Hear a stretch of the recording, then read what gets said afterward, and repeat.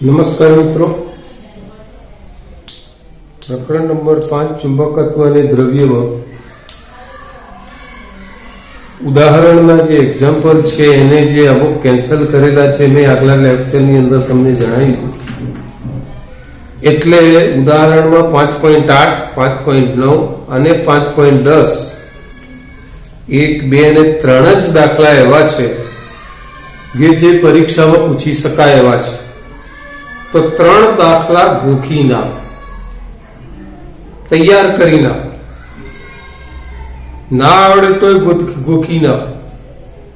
આમ તો એક્ઝામ્પલ ને સમજીને તૈયાર કરવાની વસ્તુ છે, ગોખવાની વસ્તુ નથી. પણ છતાં સમજીને તૈયાર કરો.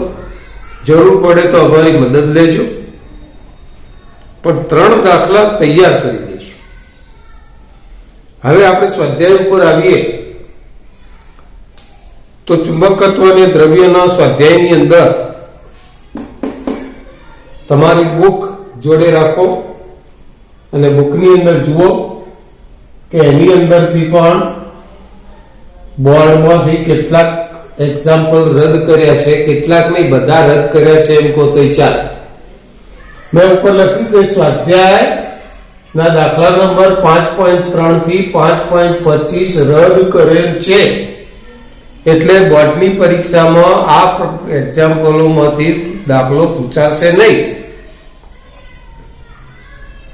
5.3 થી 5.25 રદ કરેલ છે, બોર્ડની પરીક્ષામાં પૂછાશે નહીં. તો વાત આવે હવે સ્વાધ્યાય તમે ચોપડી પુસ્તક લઈને બેઠા હશો 5.1 અને 5.2. 5.1 અને 5.2 પણ જે એક્ઝામ્પલ છે એ થિયરિકલ છે, એને પણ પૂછી શકાય એમ નથી. એનો મતલબ એ થયો કે ચુંબકત્વ અને દ્રવ્યની અંદર સ્વાધ્યાયમાંથી એક પણ દાખલો બોર્ડ દ્વારા પૂછી શકાય એવો નથી. પણ છતાં મિત્રો જે દાખલા કેન્સલ કર્યા છે 5.3 થી માંડીને 5.25 એની અંદરથી જે એક્ઝામ્પલ છે એની આપણે સામાન્ય સમજ લઈશું. ઘરે પ્રયત્ન કરજો, સહેલા દાખલાને ગણજો. કદાચ વળી નીટની પરીક્ષામાં તમને કામ લાગી જાય. તો સૌથી પ્રથમ મિત્રો આપણે ચર્ચા કરીશું એક્ઝામ્પલ નંબર 1 ની. ઝડપથી થિયરિકલ છે એટલે ઝડપથી પતશે. કે પૃથ્વીના ચુંબકત્વ અંગેના નીચેના પ્રશ્નોના જવાબ આપવાના છે તમારે. પહેલો પ્રશ્ન છે કે સદિશને સંપૂર્ણ રીતે દર્શાવવા માટે 3 રાશિઓ મૂલ્યોની જરૂર પડે છે. પૃથ્વીના ચુંબકીય ક્ષેત્રને દર્શાવવા રૂઢિગત રીતે વપરાતી આ 3 સ્વતંત્ર રાશિઓના નામ આપો. તો તમે જો પ્રકરણ વાંચો તો એમાં ખબર પડી જ જાય કે ભૂચુંબકત્વ માટેની મહત્વની બાબતો જે આપણે ભણ્યા, એના પ્રાચલો અંગેની માહિતી લીધી. એની અંદરથી આપણને પહેલા પ્રશ્નનો જવાબ મળે કે ભાઈ પૃથ્વીના ચુંબકીય ક્ષેત્રને દર્શાવવા માટે એક તો ચુંબકીય ડેક્લિનેશન, બીજો ડીપ એંગલ, ગુજરાતીમાં એને કહેવાય નમન કોણ, અને ત્રીજો પૃથ્વીના ચુંબકીય ક્ષેત્રનો સમક્ષિતિજ ઘટક. આ 3 રાશિની આપણે જરૂરિયાત પડે છે. પહેલા પ્રશ્નનો જવાબ મળી ગયો.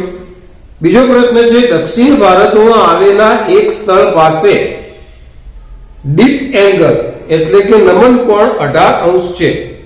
બ્રિટનમાં ડીપ કોણ મોટો કે નાનો હશે?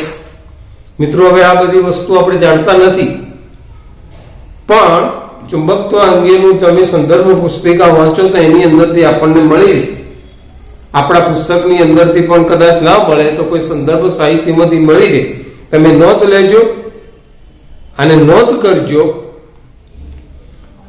કે જો આપેલું સ્થાન ઉત્તર ધ્રુવ કે દક્ષિણ ધ્રુવની સાપેક્ષે, આપેલું સ્થાન ઉત્તર ધ્રુવ કે દક્ષિણ ધ્રુવની સાપેક્ષે કેટલું દૂર છે તેના પર ડીપ એંગલનો આધાર છે. ઉત્તર ધ્રુવ કે દક્ષિણ ધ્રુવથી કેટલે અંતરે છે એના ઉપર નમન કોણ એટલે ડીપ એંગલનો આધાર છે. જો મિત્રો આપણે વાત કરીએ તો બ્રિટન માટે ડીપ એંગલ 70 અંશનો છે. બ્રિટન માટે ડીપ એંગલ 70 અંશનો છે. એ દક્ષિણ ભારતમાં આવેલા કોઈ એક સ્થળ પાસે ડીપ એંગલ 18 કરતા વધુ છે. અને આગળ જઈએ તો એનું કારણ છે કે બ્રિટન ચુંબકીય ઉત્તર ધ્રુવની નજીક આવેલું છે. બ્રિટન જે છે એ ચુંબકીય ઉત્તર ધ્રુવની નજીક આવેલું છે. આપણે ચુંબકીય વિષુવવૃત્ત પરથી ચુંબકીય વિષુવવૃત્ત એટલે મિત્રો આપણે આ પૃથ્વીની વાત કરીએ તો આ વિષુવવૃત્ત છે. વિષુવવૃત્તથી તમે જેમ ધ્રુવ તરફ જાઓ, આ વિષુવવૃત્ત છે, ધ્રુવ તરફ જાઓ કે આ તરફ આવો તો 0 થી માંડીને 90 અંશ જેમ જેમ તમે વિષુવવૃત્તથી ધ્રુવ તરફ જાઓ તેમ તેમ એના ખૂણામાં વધારો જોવા મળે છે 0 થી 90 અંશની વચ્ચે. મિત્રો ત્રીજો પ્રશ્ન આપણો છે કે જો તમે ઓસ્ટ્રેલિયાના મેલબોર્ન પાસે ચુંબકીય ક્ષેત્ર રેખાનો નકશો બનાવો તો શું ત્યાં આ રેખાઓ જમીનમાં જતી કે બહાર નીકળતી હશે? તો આ પણ મિત્રો જ્ઞાન પર આધારિત પ્રશ્ન છે. આપણે જાણતા નથી પણ આના ઉપરથી આપણે જાણી લઈશું. યાદ રાખજો કે ભાઈ પૃથ્વી જે છે પૃથ્વીની અંદર ચુંબકીય ક્ષેત્ર છે. પૃથ્વીના ચુંબકીય અક્ષ ઉપર આપણે એવી કલ્પના કરી શકીએ કે એક વિશાળકાય ગજ્યો ચુંબક છે. પૃથ્વીની અંદર રહેલા વિશાળકાય ગજ્યા ચુંબકનો દક્ષિણ ધ્રુવ ક્યાં છે જાણો છો? ઉત્તર ધ્રુવ ક્યાં છે તમે જાણો છો? તો પૃથ્વીની અંદર રહેલા વિશાળકાય ચુંબકનો દક્ષિણ ધ્રુવ ભૌગોલિક ઉત્તર ધ્રુવ તરફ છે. જ્યારે એ પૃથ્વીના ચુંબકનો દક્ષિણ ધ્રુવ એનો દક્ષિણ ધ્રુવ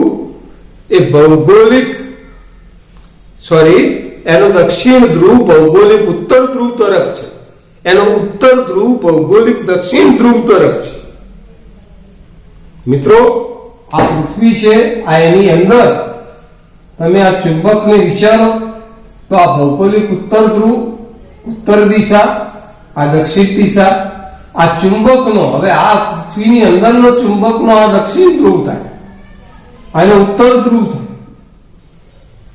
મિત્રો તમે જાણો છો કે આની અંદરથી ક્ષેત્ર રેખાઓ અંદર દાખલ થાય, આની અંદરથી ક્ષેત્ર રેખા બહાર આવે. એટલે પૃથ્વીની અંદરની અંદર જે છે એ ભૌગોલિક N ધ્રુવ પાસે ચુંબકીય N ધ્રુવ ભૌગોલિક S ધ્રુવ પાસે છે. કે આનો પાવર કે ચુંબકનો S ધ્રુવ એ ભૌગોલિક N દિશા ઉત્તર દિશામાં છે અને ચુંબકનો S ધ્રુવ એ ઉત્તર તરફ છે અને ચુંબકનો N ધ્રુવ એ દક્ષિણ ધ્રુવ તરફ છે. ફરીથી ક્લિયર કરો, ચુંબકનો S ધ્રુવ એ ઉત્તર દિશામાં છે અને ચુંબકનો N ધ્રુવ એ દક્ષિણ દિશામાં છે. આ ક્લિયર થઈ જાય.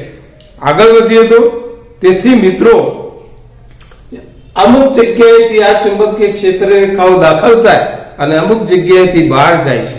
મિત્રો ચુંબકીય ક્ષેત્ર રેખાઓ જ્યાંથી બહાર આવે છે એ સ્થાને ઓસ્ટ્રેલિયાના મેલબોર્ન આવેલું છે. એટલે ઓસ્ટ્રેલિયાના મેલબોર્ન જ્યાં છે ત્યાં આગળ ક્ષેત્ર રેખાઓ બહાર આવતું દેખાય છે. આ વાત ક્લિયર કરીએ.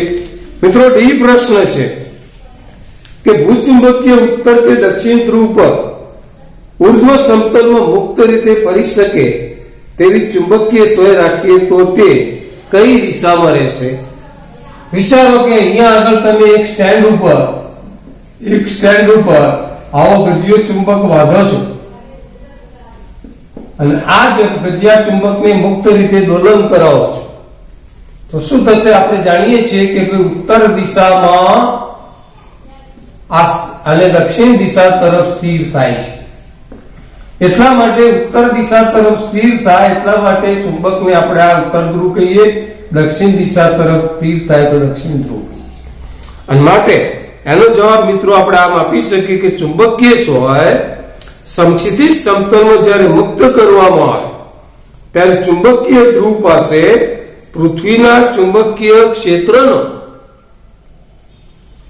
સમક્ષિતિજ ઘટક એટલે આ ઘટક, આ સમક્ષિતિજ ઘટક જેને આપણે BH કહીએ છીએ, આ સમક્ષિતિજ ઘટક BH અહીંયા આગળ શૂન્ય છે. શિરોલંબ ઘટક ZE એ શૂન્ય હોતો નથી અને પરિણામે જ્યારે એને આપણે સમક્ષિતિજ દોલન કરાવીએ છીએ ત્યારે એ ઉત્તર દક્ષિણ દિશામાં સ્થિર થતી હોય છે. તો આપણે આ મિત્રો ધ્યાનમાં રાખીશું. એનો પ્રશ્ન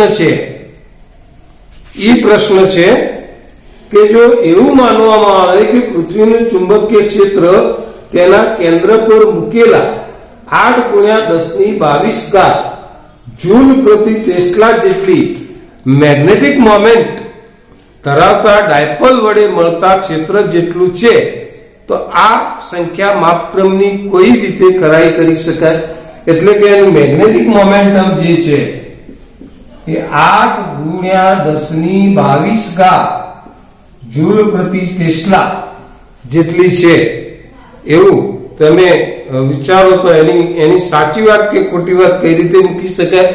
તો મિત્રો અહીંયા આગળ તમે પૃથ્વીની ત્રિજ્યા લો તો એ તમને 64×10⁵ કિલોમીટરના રૂપમાં આપણને આ રીતના મળે અને 6.4×10⁶ કિલોમીટરના રૂપમાં મળે. મીટરના રૂપમાં મળે.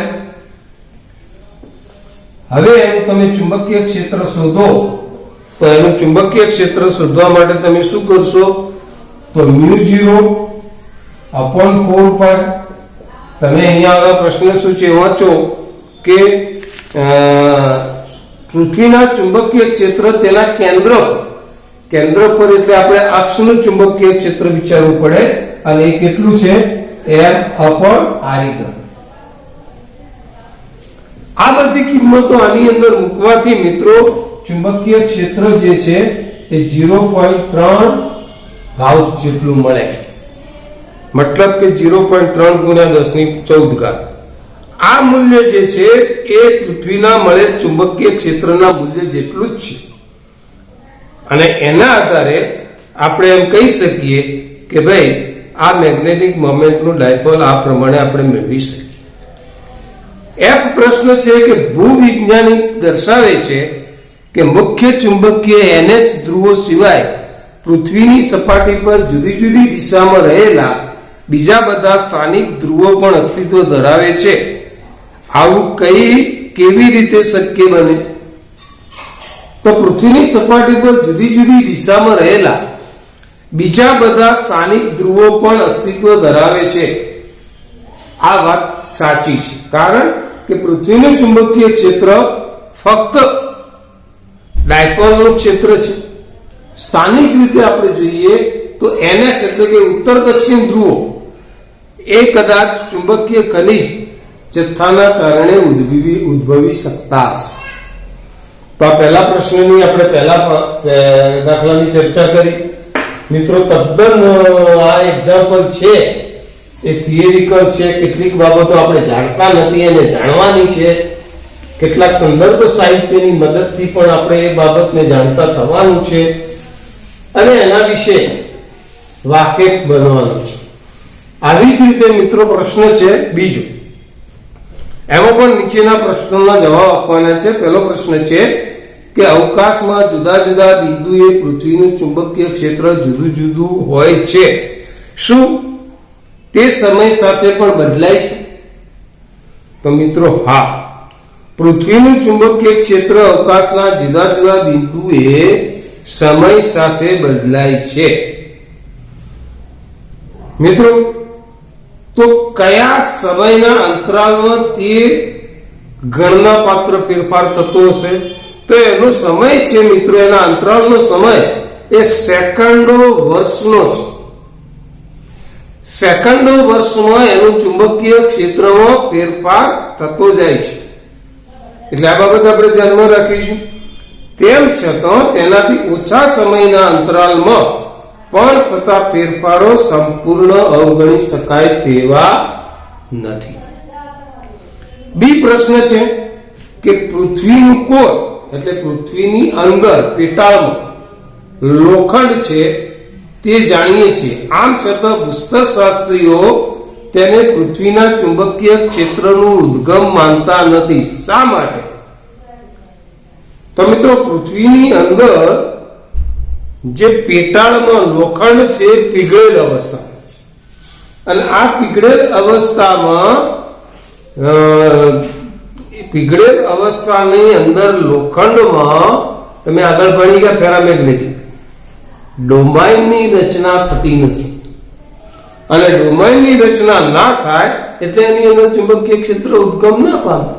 પેરામેગ્નેટિક પદાર્થ ચુંબકીય ક્ષેત્ર ઉત્પન્ન કરે, એમાં ડોમાઇનની રચના થાય, એનું ડાયપોલ મોમેન્ટમ એક જ દિશામાં હોય. પણ પૃથ્વીની અંદર જે લોખંડ છે તો પીગળેલ અવસ્થામાં છે, અને પીગળેલ અવસ્થાની અંદર રહેલા લોખંડમાં પેલા ડોમાઇનનું બંધારણ થતું નથી, એટલે ડાયપોલ મોમેન્ટમ શૂન્ય મળે છે. એટલે એ ચુંબકીય ક્ષેત્રનું ઉદ્ગમ માનતા નથી. સી પ્રશ્ન છે કે પૃથ્વીના કોરની બહારના વાહક વિસ્તારમાં વિદ્યુત પ્રવાહો પૃથ્વીના ચુંબકીય ક્ષેત્ર માટે જવાબદાર માનવામાં આવે છે. આ પ્રણાલીને જાળવી રાખવા કઈ બેટરી હશે, તો કઈ ઉર્જાનો સ્ત્રોત હશે? તો મિત્રો, પૃથ્વીની અંદર જે છે એ રેડિયો એક્ટિવિટી છે, અને એ રેડિયો એક્ટિવિટીના પ્રવાહ જાળવી રાખવા માટે ઉર્જા સ્ત્રોતને જવાબદાર ગણવામાં આવે છે. રેડિયો એક્ટિવિટી ઉર્જા સ્ત્રોત તરીકે રેડિયો એક્ટિવિટી છે, અને રેડિયો એક્ટિવિટી જે છે અંદર રહેલા વિદ્યુત ભારોને સતત ગતિ કરાવે છે, અને સતત ગતિ કરતા વિદ્યુત ભારો વિદ્યુત પ્રવાહની રચના કરે છે, અને પરિણામે ચુંબકીય ક્ષેત્ર ઉત્પન્ન થાય છે. આવી એક શક્યતા આપણે વિચારી શકીએ, માન્યતા જે આપણે જાણવાની છે. ચોથો પ્રશ્ન છે કે પૃથ્વી એ તેના ક્ષેત્રની દિશા 4 થી 5 અબજ વર્ષ તેના ઇતિહાસ દરમિયાન કેટલી વખત ઉલટાવી હશે? 5 થી 4 અબજ વર્ષ ભૂસ્તરશાસ્ત્રીઓ પૃથ્વીના ક્ષેત્રના આવા દૂરના ભૂતકાળ વિશે કેવી રીતે જાણી શક્યા હશે? તો મિત્રો, પૃથ્વીની અંદરના પેટાળમાં ઘનીકરણ એટલે પ્રવાહીકરણ છે. જેમ જેમ જેમ જેમ જેમ જેમ તાપમાન ઘટતું ગયું, તાપમાન ઘટતું ગયું એટલે કે ઠંડુ પડતું ગયું, તેમ તેમ ઘન અવસ્થા ઠારણ અવસ્થા થવા માંડી. અત્યારે હાલ આપણે પૃથ્વીની સપાટી પર જે છીએ એની ઠારણ વ્યવસ્થા છે, ઘન અવસ્થા છે. એટલે પૃથ્વીએ ચુંબકીય ક્ષેત્ર ખૂબ નબળા પ્રમાણમાં એક ચુંબકીય ખનિજોના ખડકો બન્યા, અને આ ખડકો ઉપરથી એનું વિશ્લેષણ થયું, એની શોધ થઈ, અને એના આધારે આપણે આ ભૂતકાળ વિશેની માહિતી આપણે લઈ શકીએ છીએ. ઈ પ્રશ્ન છે કે પૃથ્વીનું ચુંબકીય ક્ષેત્ર ઘણા લાંબા અંતરે એટલે કે 30,000 કિલોમીટરથી વધુ તેના ડાયપોલના આકારથી ઘણું જુદું પડે છે. કયા કારણો આ ફેરફાર માટે જવાબદાર છે? મિત્રો, જુદું પડવાનું કારણ એ છે કે પૃથ્વીથી મોટા અંતરે આયનોસ્ફિયર ચુંબકીય ક્ષેત્રમાં આયનોસ્ફિયર એટલે આયનોનું સ્તર, અને આયનો જે છે એ આયનો વીજભાર ધરાવે છે. સાથે સાથે જ્યારે આયનો ગતિ કરે છે ત્યારે એ પણ પ્રવાહ ઉત્પન્ન કરે છે. એટલે આ આયનોસ્ફિયરમાં રહેલા આયનો ચુંબકીય ક્ષેત્રમાં ગતિમાન આયનો એની અંદર ફેરફાર થાય છે. ગતિ ઝડપી થાય, ગતિ ધીમી પડે. આ ધીમી પડવાની અને ઝડપી થવાના ફેરફારને કારણે સતત અને સતત પ્રવાહો વધે પ્રવાહ ઘટે, પ્રવાહ વધે પ્રવાહ ઘટે, પ્રવાહ વધે પ્રવાહ ઘટે એટલે ચુંબકીય ક્ષેત્રમાં પણ ફેરફાર થાય. આયનોસ્ફિયરમાં રહેલા આયનો સતત ગતિ કરે, એના ગતિમાં ફેરફાર આવે. કેટલીક વાર ગતિ વધી જાય તો વિદ્યુત પ્રવાહ વધી જાય તો ચુંબકીય ક્ષેત્ર વધે, કેટલીક વાર પ્રવાહ એની ગતિ ઘટે તો પ્રવાહ ઘટે તો ચુંબકીય ક્ષેત્ર ઘટે, અને એના કારણે ક્ષેત્ર બદલાતું જાય છે. મિત્રો, આગળનો પ્રશ્ન છે કે તારાઓ વચ્ચેના અવકાશમાં, હવે અવકાશની વાત આવી, 10⁻12 ટેસ્લા ક્રમનું ખૂબ જ નબળું ચુંબકીય ક્ષેત્ર છે. આ નબળું ચુંબકીય ક્ષેત્ર કોના કારણે, એનું મહત્વ શું છે? આટલું બધું નબળું. તો જ્યારે વિદ્યુત ભારિત કણ ચુંબકીય ક્ષેત્રમાં ગતિ કરે ત્યારે એનો ગતિમાર્ગ વર્તુળાકાર થાય, અને ગતિમાર્ગ વર્તુળાકાર થાય ત્યારે એની ત્રિજ્યા સાયક્લોટ્રોન, ભણી ગયા છો, સાયક્લોટ્રોન પ્રમાણે mv/qb જેવી આપણને મળે. હવે એના આધારે જ્યારે આપણે એનો વિદ્યુતભાર ને અહીંયા આગળ સૂત્રનો કરતા કરીએ તો mv²/r એટલે કે આપણને છેલ્લું એનું સૂત્ર બને તો આ ત્રિજ્યા જે છે એ ચુંબકીય ક્ષેત્રના વ્યસ્ત પ્રમાણમાં છે. કેનો ભાવ છે કે જેમ જેમ અંતર વધે એમ ચુંબકીય ક્ષેત્ર ઘટતું જાય. એટલે તારા અને અવકાશની અંદર અંતર જેમ જેમ વધતું જાય છે એમ ચુંબકીય ક્ષેત્ર નબળું પડતું જાય છે, અને પરિણામે અવકાશની અંદર 10⁻12 ટેસ્લા જેટલું નબળું ચુંબકીય ક્ષેત્ર અસ્તિત્વમાં છે. તો મિત્રો, આ બે પ્રશ્નોની આપણે ચર્ચા કરી. પ્રશ્નો તમને જોતો એવું લાગશે કે કોઈ મહત્વનું નથી, પણ નીટના પ્રશ્ન માટે આપણે એને વ્યવસ્થિત ધોરણે ખાલી વાંચવાનું છે, સમજવાનું છે અને થોડુંક યાદ રાખવાનું છે. આ કોઈ એક્ઝામ્પલ કહેવાશે નહીં. પણ મિત્રો, હવે કેટલાક એક્ઝામ્પલો આપણા કોર્સમાંથી કાઢી જ નાખ્યા છે, પણ કદાચ એ તમને નીટમાં પૂછાય તો એની આપણે ચર્ચા કરી. સામાન્ય ગણતરી તમારે કરી દેવાની. એક વખત તો તમે ગણતરી કરજો જ, સૂત્ર આપણે આપી દઈશું. 5.3 કેન્સલ કરેલો છે, છતાં આપણે ચર્ચા કરીએ. 5.3 એક નાના ગજિયા ચુંબકને તેની અક્ષ પર 0.25 ટેસ્લાના નિયમિત બાહ્ય ચુંબકીય ક્ષેત્ર સાથે 30° નો કોણ બનાવે તે રીતે મૂકો તે 4.5 × 10⁻2 જૂલ જેટલું ટોર્ક અનુભવે છે. કઈ કઈ બાબત આપી છે? ચુંબકીય ક્ષેત્ર આપી છે 0.25 ટેસ્લા. બીજું આપણને શું આપ્યું છે? તો ટોર્ક આપ્યું છે. ટોર્ક જેની કિંમત આપી છે 4.5 × 10⁻2 જૂલ.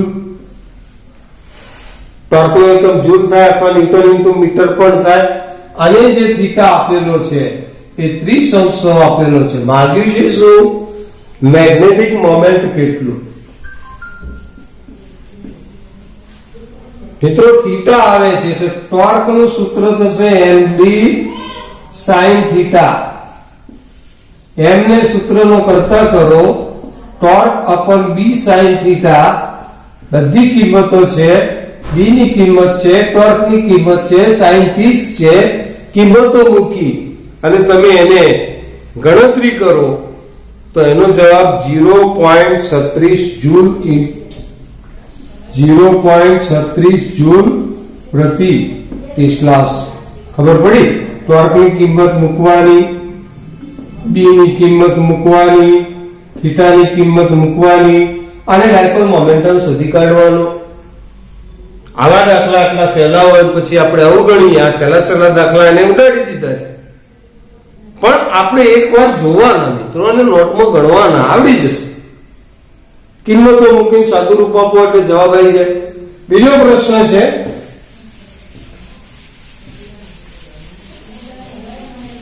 5.4 નો જે પ્રશ્ન છે એ આવો છે કે મેગ્નેટિક મોમેન્ટમ m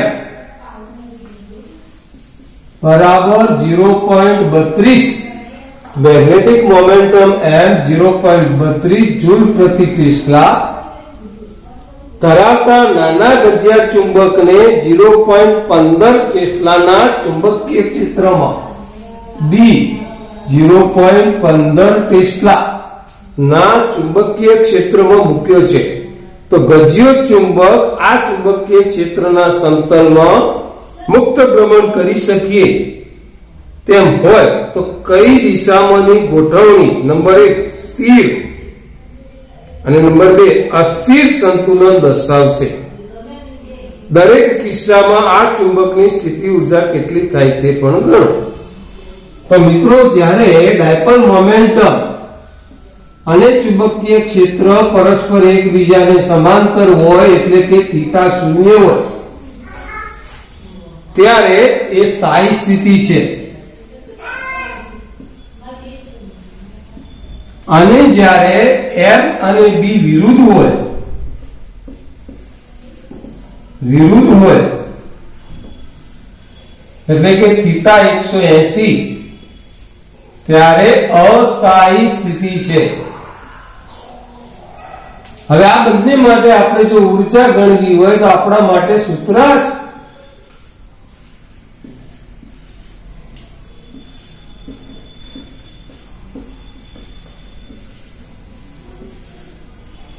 તો જ્યારે તમે સ્થાયી અવસ્થા ગણો એટલે આ 0 મૂકી દેવાનું, m તમને 0.15 આગળ માઈનસ ગુણ્યા b 0.32 cos 0 એ જ પ્રમાણે માઈનસ m 0.15 ગુણ્યા 0.32 અને cos 180. આ cos 180 એટલે -1 થશે, cos 0 એટલે 1 થશે. એટલે આનો જવાબ તમે કેલ્સી ઉપરથી ગણશો ત્યારે તમને 0.048 જૂલ કેવો મળશે? માઈનસ. જ્યારે પેલાનો જવાબ આટલો જ મળશે પણ પ્લસ મળશે. પ્લસ. તો આ મિનિમમ સ્થિતિ ઉર્જા થઈ, આ મેક્સિમમ સ્થિતિ ઉર્જા છે. હવે એ જ પ્રમાણે આપણે જ્યારે એને સ્થિતિ ઉર્જા ગણી દીધી તો આ પ્રમાણે આપણે મિનિમમ એની આપણે આ સ્થિતિ ઉર્જા ગણી શકીએ. તો આ જોઈ લો બરાબર એક્ઝામ્પલ FD cos θ, θ બરાબર 0 તો સ્થાયી અવસ્થા, પરસ્પર વિરુદ્ધ હોય તો અસ્થાયી અવસ્થા. θ ની કિંમત શૂન્ય મૂકીને ગણો એ મિનિમમ આવશે. cos 180 માઈનસ માઈનસ પ્લસ થશે એ મેક્સિમમ થશે. આ રીતે આ એક્ઝામ્પલ પૂરો થઈ શકે. મિત્રો એના પછી જોઈ લેજો બરાબર દાખલો ગણવાનો. આપણે આખો દાખલો ગણતા નથી કારણ કે કેન્સલ કરેલા દાખલાની માત્ર સમજ આપું છું. તમારે ઘરે એકવાર એને ગણી નાખવાનો અને સમય મળે તો તૈયાર પણ કરી દેવાનો. એવું નહીં માનવાનું કે ભાઈ કેન્સલ કરેલો છે નહીં પૂછાય. ગમે ત્યાં આપણને કામ આવશે. નીટની પરીક્ષામાં પણ આપણને આ કામ આવી શકે. 5.5 જુઓ, ખૂબ નજીક આંટાવાળા 800 આંટા એટલે કુલ આંટાની સંખ્યા n. મિત્રો કેપિટલ n અને સ્મોલ n માં ફેર શું? કેપિટલ n એટલે કુલ આંટા અને સ્મોલ n એટલે એકમ લંબાઈ દીઠ આંટા. સ્મોલ n પણ આપણે કેપિટલ n છે 2.5 ગુણ્યા 10⁻⁴ મીટર સ્ક્વેર ક્ષેત્રફળ. 2.5 ગુણ્યા 10⁻⁴ મીટર સ્ક્વેર ક્ષેત્રફળ ધરાવતા સોલેનોઇડ સમજો છો ને? આવું આપણે એક પાઇપ લઈએ, એના ઉપર આવી વાહક તાર વીંટાળી લઈએ, એમાં પ્રવાહ પસાર કરીએ તો સોલેનોઇડ થયું. તો આવા સોલેનોઇડમાંથી 3 એમ્પિયર પ્રવાહ પસાર કરવામાં આવે છે.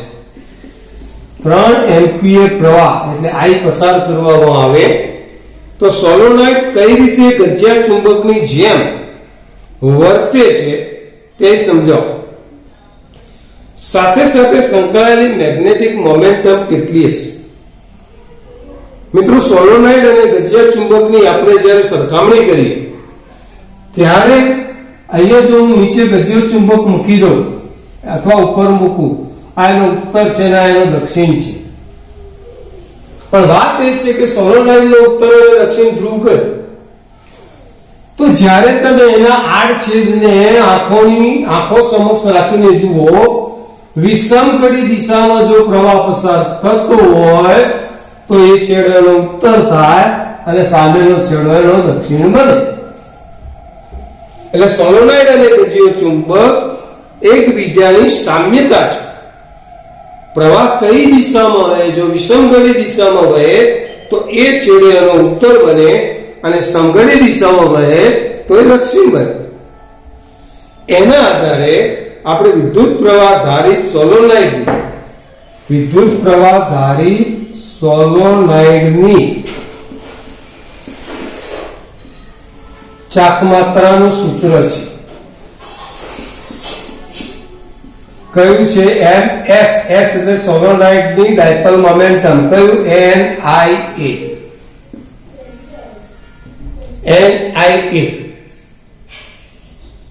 તો NIA આ સૂત્રને આપણે યાદ રાખીએ, બધી કિંમતો એની અંદર મૂકી દઈએ. n ની કિંમત 800 મૂકીએ, I ની કિંમત 3 મૂકીએ, 2.5 × 10⁻⁴ મૂકીએ તો આપણને એનો જવાબ 6 × 10⁻1 એટલે કે 0.6 એમ્પિયર × મીટર સ્ક્વેર મળે. તો આટલા માત્ર સામાન્ય સૂત્ર ઉપરથી આપણે આ દાખલો ગણવાનો. મિત્રો, એના પછી 5.6 તમે જુઓ. 5.6 એ ધ્યાન રાખજો, ફરીથી કહી દઉં, કેન્સલ કરેલા દાખલા છે પણ હું તમને સમજ આપું છું નીટ માટે કામ. સ્વાધ્યાય 5.5 માં દર્શાવેલ સોલેનોઇડને શિરોલમ દિશામાં મુક્ત ભ્રમણ કરી શકીએ તેમ હોય અને સંસ્થિત દિશા 0.25 જેટલું ચુંબકીય ક્ષેત્ર ધરાવે. હવે ચુંબકીય ક્ષેત્ર તમને 0.25 ટેસ્લા જેટલું ચુંબકીય ક્ષેત્ર ધરાવે તો જ્યારે સોલેનોઇડની અક્ષ એટલે કે આ ગજિયો ચુંબક છે અને તમે જો સોલેનોઇડ આ રીતે ગોઠવો તો આ સોલેનોઇડની આ ચુંબકની અક્ષ અને આ સોલેનોઇડની અક્ષ એકબીજા સાથે 30° નો કોણ બનાવે ત્યારે તેના પર લાગતું ટોર્ક કેટલું? મિત્રો, સ્વાભાવિક છે કે ટોર્ક એટલે mb sin θ. તો અહીંયા આગળ તમને ખૂટે છે તો અહીંયા આગળ b તમને આપેલો છે, b આપેલો છે 0.25. તમે અહીંયા આગળ આ ડાયપોલ મોમેન્ટમ શોધ્યો m 0.6 થીટા 30. બોલો, 5.6 દાખલો ગણી શકાય? આરામથી ગણી શકાય મિત્રો, કિંમતો આપણી જોડે હોય તો આ પ્રમાણે 5.6 એક્ઝામ્પલ પણ આપણે ગણીશું. ફરીથી જણાવી દઉં કે આ બોર્ડ માટે આ એક્ઝામ્પલ કેન્સલ છે પણ આપણે એને નાના એક્ઝામ્પલ છે એટલે તૈયાર કરી દેવા. ભલે ગોખવાના તો ચાલશે, નીટ માટે આપણે કામ આવે એટલા માટે હું તમને એની પ્રેક્ટિસ કરાવું છું. 5.7 magnetic momentum 1.5. 5.7 magnetic momentum 1.5 joule પ્રતિ ટેસ્લા ધરાવતી એક ગજ્યો ચુંબક નિયમિત ચુંબકીય ક્ષેત્ર B 0.25 ટેસ્લા સાથે એક રેખસ્થ છે. ચુંબકીય ક્ષેત્ર B અને ડાયપોલ મોમેન્ટમ એક રેખસ્થ છે. પ્રશ્ન છે કે બાહ્ય ટોર્ક દ્વારા કેટલું કાર્ય કરવું પડે. કાર્ય શોધવાનું છે. નંબર 1 માં કેટલું કાર્ય કરવું પડે કે જેથી તેની મેગ્નેટિક મોમેન્ટમ ક્ષેત્રને લંબ દિશા, ક્ષેત્ર ચુંબકીય ક્ષેત્રને લંબ દિશા એટલે આ થઈ કેટલા અંશનો ખૂણો થાય? 90 અંશનો ખૂણો થાય. પછી એમ કહે છે કે ક્ષેત્રની વિરુદ્ધ દિશા, તો ચુંબકીય ક્ષેત્ર આ તરફ છે, ડાયપોલ મેગ્નેટિક મોમેન્ટમ આ તરફ છે, કેટલા અંશનો ખૂણો થાય? 180 અંશનો થાય. ક્ષેત્રની વિરુદ્ધ દિશામાં ગોઠવાય. પછી એમ કહે છે કે પહેલા અને બીજા ચુંબક પર લાગતા ટોર્ક પણ કેટલું હશે? તો એની આપણે ચર્ચા કરી દઈએ. મિત્રો, સૌથી પ્રથમ આપણે પહેલા નંબરની અંદર અહીંયા વાત કરીએ તો ચુંબક પહેલી સ્થિતિમાં 0 આગળ છે, થીટા. ત્યાંથી તમારે એને θ2 બરાબર 180 લઈ જવાનું છે. કાર્યનું સૂત્ર યાદ રાખી દો, mb cos θ1 minus cos θ2. 2 minus 1 નહીં, 1 minus 2. તમે આ બધી કિંમત મૂકશો, m ની કિંમત 1.5 ગુણ્યા 0.25 કૌંસમાં cos 0 minus cos 90 અને પછી એમ તમે સાદુરૂપ આપશો cos 90 તો 0 થાય, cos 0 1 થાય. 1.5 ગુણ્યા 0.25 જ્યારે કરવામાં આવે ત્યારે એનો જવાબ તમને મળશે 0.33 જૂલ. બીજા નંબરમાં મિત્રો શું છે કે θ1 બરાબર 0 થી એટલે આપણે લઈ જવાનું છે θ2 બરાબર 180. પહેલામાં 90, સોરી, પહેલામાં લંબ, બીજામાં 180. તો જ્યારે તમે આ સૂત્રનો ઉપયોગ અહીંયા કરશો અને કાર્ય સૂત્ર શું થશે? cos 180 minus 1 plus 1 2 તેથી 66. એની અંદર જવાબ આવશે 63 જૂલ. ટોર્ક તમે શોધો, પહેલા માટે ટોર્ક શોધો. ટોર્ક બરાબર mb sin θ1, તો θ1 બરાબર 90 મૂકો. θ1 બરાબર 90 મૂકશો, જવાબ આવી જ આવશે 0.33. ટોર્ક 2 mb sin θ2 પહેલા 90 માટે, પછી 180 માટે, તો θ2 બરાબર તમે 180 મૂકો તો sin 180 થશે. મિત્રો, sin 180 શૂન્ય થાય તો એનું ટોર્ક શૂન્ય થાય. બરાબર જુઓ, અહીંયા પહેલા સમાન છે એટલે આ θ1 થયો, આ 0 થયો, ત્યાંથી તમારે આમાં આપવાનું એટલે આ θ2 થયો, θ1 0, θ2 90. પછી સમાંતર હોય, θ1 0 હોય, પછી તમારે આમાં આપવાનું તો θ2 180 થાય. બોલો, બંને માટે કાર્ય ગણી શકાય. એ જ પ્રમાણે બંને પાસે ટોર્ક ગણી શકાય. તો આ દાખલો પણ આપણા માટે બહુ સરળ છે એટલે 5.7 આપણે ધ્યાનમાં રાખીશું. એ જ પ્રમાણે આગળ આપણે ચર્ચા કરીએ. ફરીથી મિત્રો કહી દઉં છું, આ કેન્સલ થયેલા દાખલાની સમજ એટલા માટે છે કે નીટની પરીક્ષામાં કામ આવે. ચલો 5.8 છે કે 2008 n બરાબર 2000. 2008 અને 1.6 ગુણ્યા 10 ની માઇનસ 4 મીટર સ્ક્વેર એકમ ઉપરથી મિત્રો કહી શકાય શાનું મૂલ્ય આપ્યું છે? ક્ષેત્રફળ.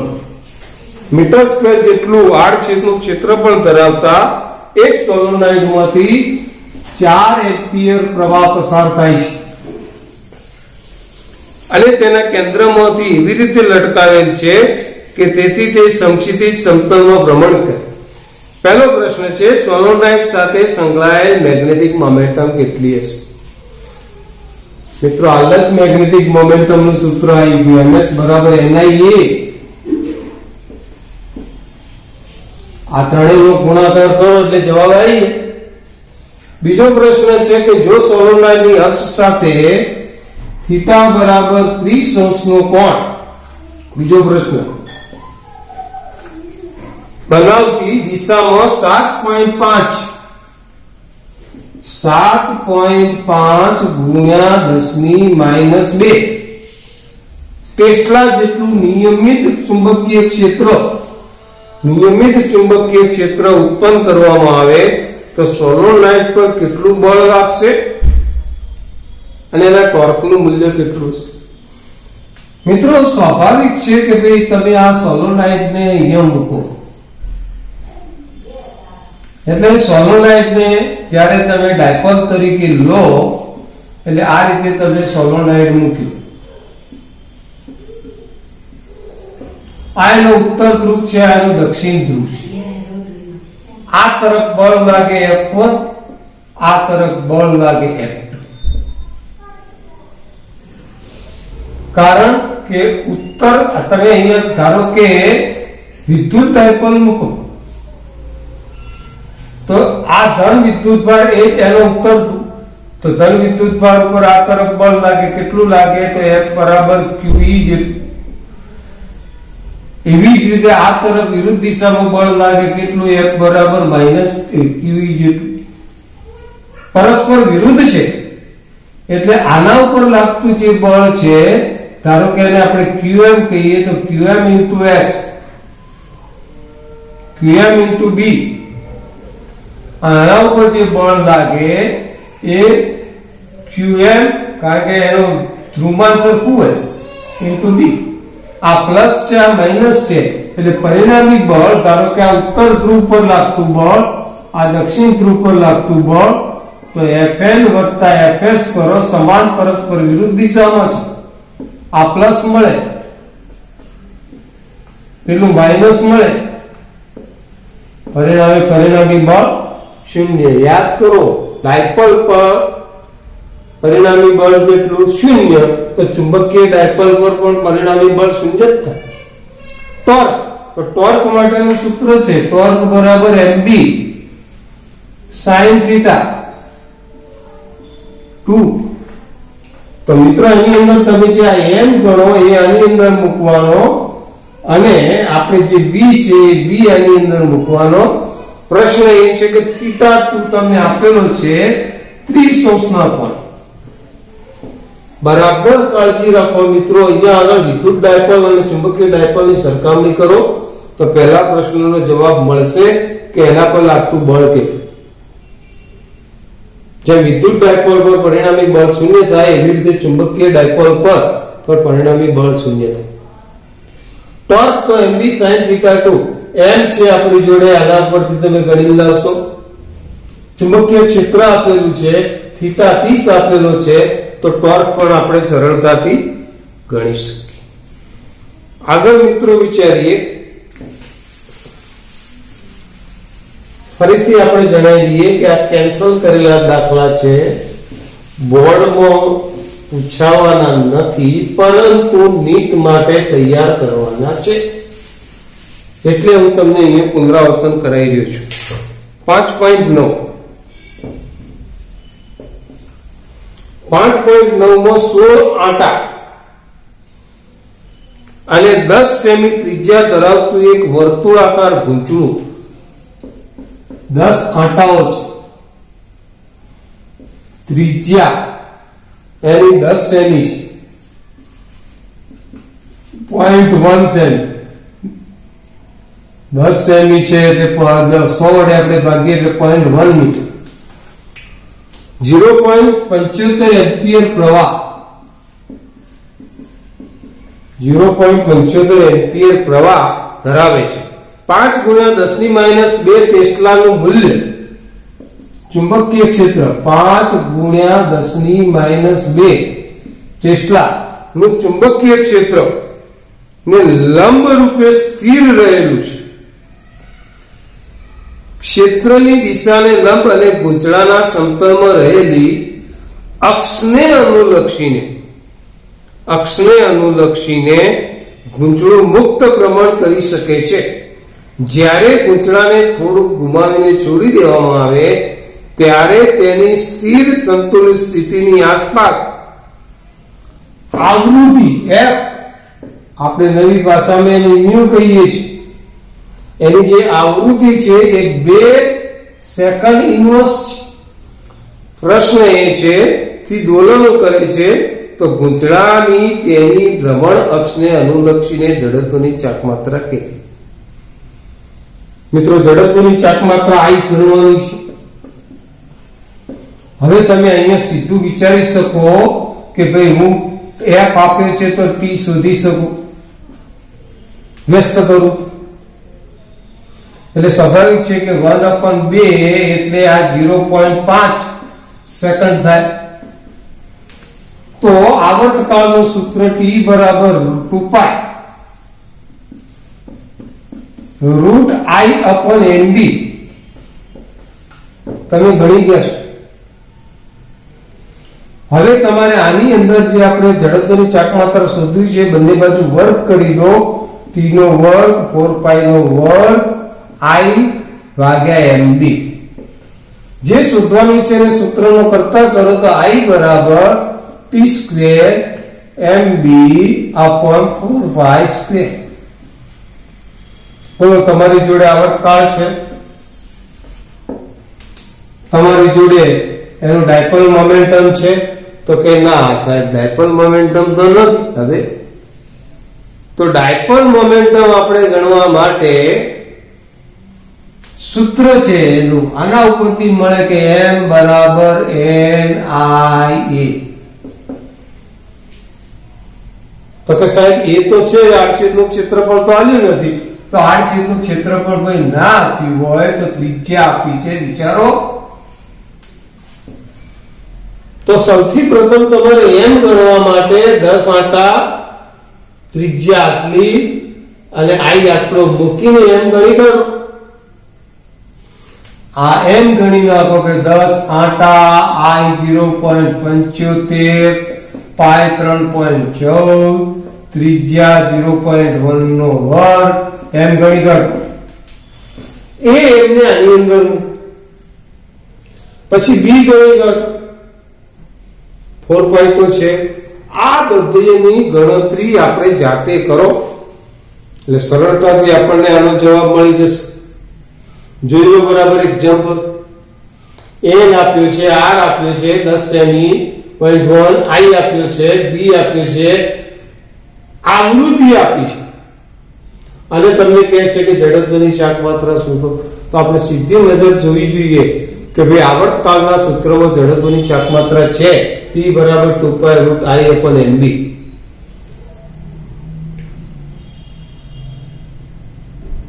અને આવૃત્તિ ઉપરથી આવર્તકાળ આપણે મેળવી શકીએ. ચલો વાત આવે છે હવે m. તો m કેથી લાવો? તો m બરાબર NIA. એ તો નથી, તો a એટલે આડછેદનું ક્ષેત્રફળ પાયા છે. તો m ગણી કાઢો ને આની અંદર મૂકી દો. t ની કિંમત મૂકો, b ની કિંમત મૂકો અને સાવચેતીથી એની વ્યવસ્થિત ગણતરી કરો. તો આ એક્ઝામ્પલ જડત્વની ચાકમાત્રા પણ તમે શોધી શકશો. હવે એના પછી 5.10 એક્ઝામ્પલ પર આપણે જઈએ.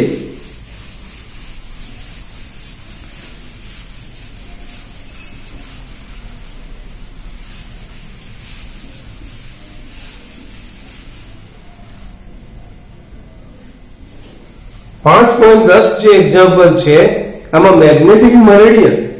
મિત્રો આવી દોરી દેવાનું. આ મેગ્નેટિક મરીડિયન ની વાત થાય એટલે આવું એક સમતલ દોરવાનું, અહીંથી આ ચુંબકીય ક્ષેત્ર B દોરવાનો, આ એનો સમક્ષિતિજ ઘટક દોરવાનો, આ એનો શિરોલંબ ઘટક દોરવાનો ZE, આ BE, અને આ એનો નમન કોણ I. પહોંચો આગળ. તો મેગ્નેટિક મરેડિયનને સમાંતર ઉર્ધ્વ સમતલમાં મુક્ત ભ્રમણ કરી શકે તેવી એક ચુંબકીય સોયની અણી સમક્ષિતિજ સાથે નીચે તરફ એટલે I બરાબર 22 અંશનો કોણ બનાવે છે.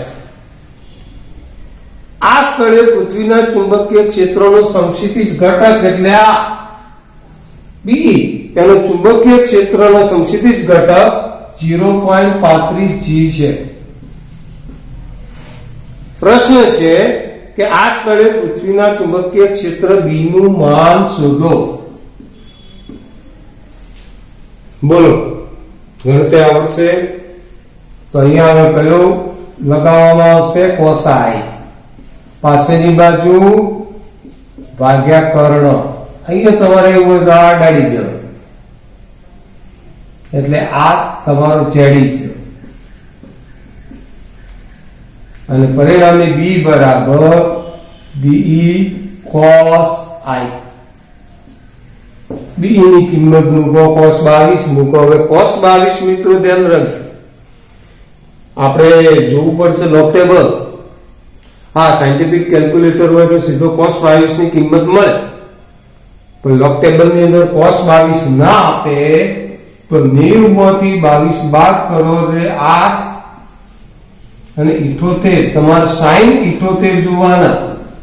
આ cos 22 BE એટલે 0.35 cos 22 નથી તો 0.35 sin 78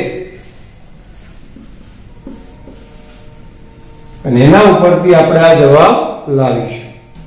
આગળ વાત છે કે આફ્રિકામાં કોઈ સ્થળે ચુંબકીય કંપાસ એટલે ચુંબકીય સોય ભૌગોલિક ઉત્તરથી 12 અંશ પશ્ચિમ તરફ દર્શાવે છે. જો અહીંયા આગળ આપણે આ વિચારીએ કે આ પૃથ્વીને આપણે વિચારીએ તો આ GM એટલે ભૌગોલિક ઉત્તર, આ GS ભૌગોલિક દક્ષિણ, આ GE પશ્ચિમ, આ GW પૂર્વ. હવે આની અંદર એક ચુંબકીય સોય આવી રીતે છે કંપાસ. તો અંદર શું લખે છે કે ભૌગોલિક ઉત્તરથી એટલે આ ઉત્તરથી, આ ભૌગોલિક ઉત્તરથી આની સોય જે છે એ 12 અંશ પશ્ચિમ તરફ છે એટલે આ ડેક્લિનેશન કહેવાય. ડેક્લિનેશન મતલબ કે આ જે થશે એ ભૌગોલિક મેરિડિયન થશે અને આ જે થશે એ ચુંબકીય મેરિડિયન થશે. ભૌગોલિક મેરિડિયન અને ચુંબકીય મેરિડિયન વચ્ચેનો ખૂણો ડેક્લિનેશન 12 અંશનો છે. નમન વર્તુળની એટલે કે ડીપ દર્શાવતી ચુંબકીય સોયના ઉત્તર ધ્રુવની અણીને મેગ્નેટિક મેરિડિયનના સમતલમાં રાખતા તે સમક્ષિતિજ સાથે ઉત્તર તરફ 60 અંશનો કોણ દર્શાવે છે. મિત્રો એનો અર્થ એ થયો કે આ જે છે સમક્ષિતિજ, આપણે અહીંયાથી સમક્ષિતિજ દોરીએ, આ દોરી સમક્ષિતિજ, તો આ સમક્ષિતિજ સાથે 60 અંશનો કોણ દર્શાવે છે. ડીપ એંગલ ડીપ એંગલ 60 અંશનો કોણ દર્શાવે છે. તો પૃથ્વીના ક્ષેત્રનો સમક્ષિતિજ ઘટક એટલે આ BE જે છે એ 0.16 G છે. તો પ્રશ્ન છે કે આ સ્થળે પૃથ્વીના ક્ષેત્રની દિશા અને મૂલ્ય દર્શાવો. તો એટલે કે ચુંબકીય ક્ષેત્રનું મૂલ્ય દર્શાવો. તો મિત્રો એના માટે આપણે સીધું આ સૂત્ર અહીંયા મૂક્યું હતું, આને BE કહો કે જે કહો, તો એના ઉપરથી આપણે આ સૂત્ર મેળવી શકીએ કે ભાઈ BH અથવા તો એને તમે BE કહો બરાબર B cos I, અને cos I ની કિંમત આપણે 60 મૂકીએ એટલે એને ચુંબકીય ક્ષેત્રની મૂલ્ય મળી જશે. તો તો એની ચુંબકીય ક્ષેત્રની રેખા મિત્રો આ તરફ હશે. કઈ કે આ ઉત્તર ધ્રુવથી 12° પશ્ચિમ તરફ એની ચુંબકીય ક્ષેત્રની દિશા છે. મિત્રો આ જ પ્રમાણે આગળ વધીએ.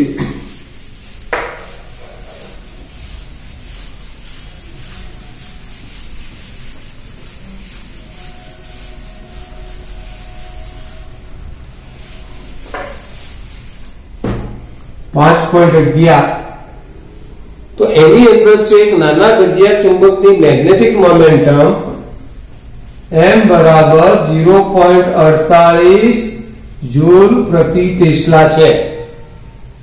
ચુંબકના કેન્દ્રથી 10 સેમી અંતર એટલે r બરાબર 10 સેમી 0.1 મીટર અંતરે અક્ષ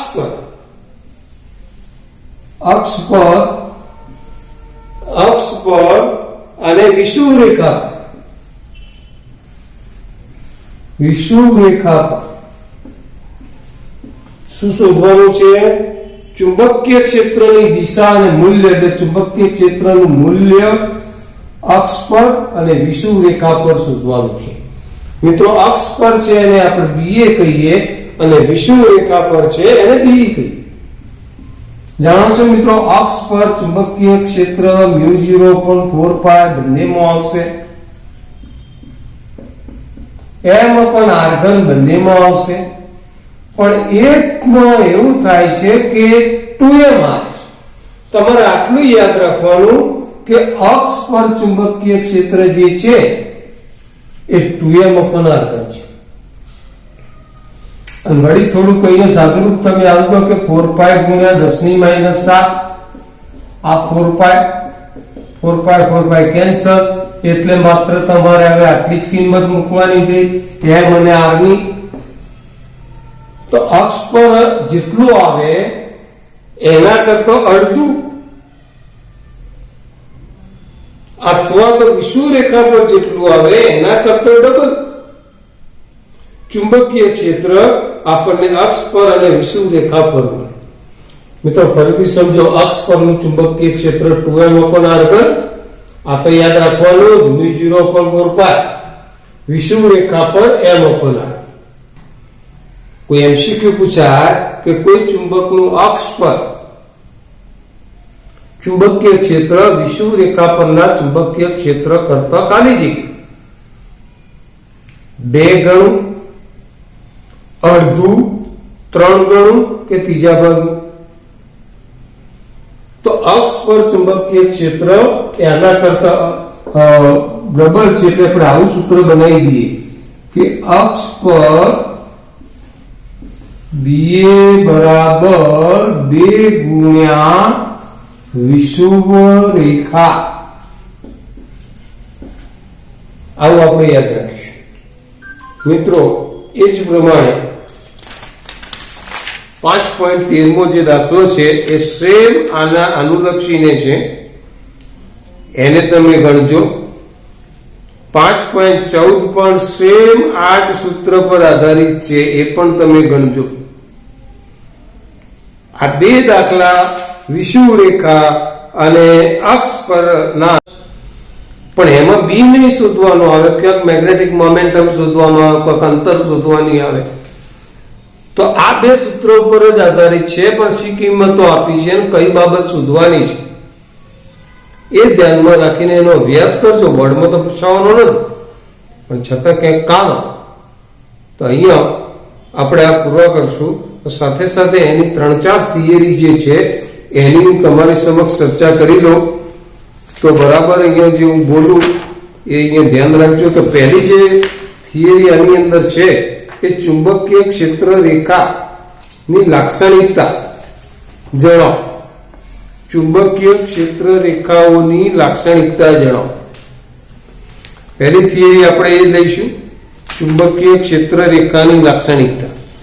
બીજું છે સમાન ચુંબકીય ક્ષેત્રમાં સોય પર લાગતા ટોર્કનું સૂત્ર, આવર્તકાળનું સૂત્ર 2, અને ત્યાર પછી ગાઉસનો પ્રમેય. ખાસ મિત્રો મોસ્ટ આઈએમપી ગાઉસનો પ્રમેય. ત્યાર પછી મહત્વનો પ્રશ્ન જે છે એ આ પ્રમાણેનો છે.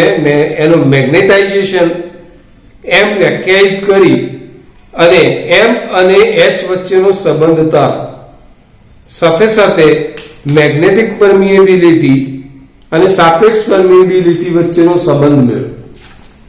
મિત્રો,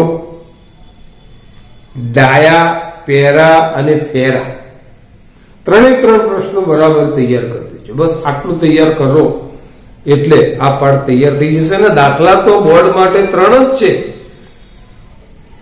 3 જ દાખલા ઉદાહરણના છે. બાકી બીજા જે છે એ ખાલી સમજવાના છે, નીટ માટે કામ આવશે.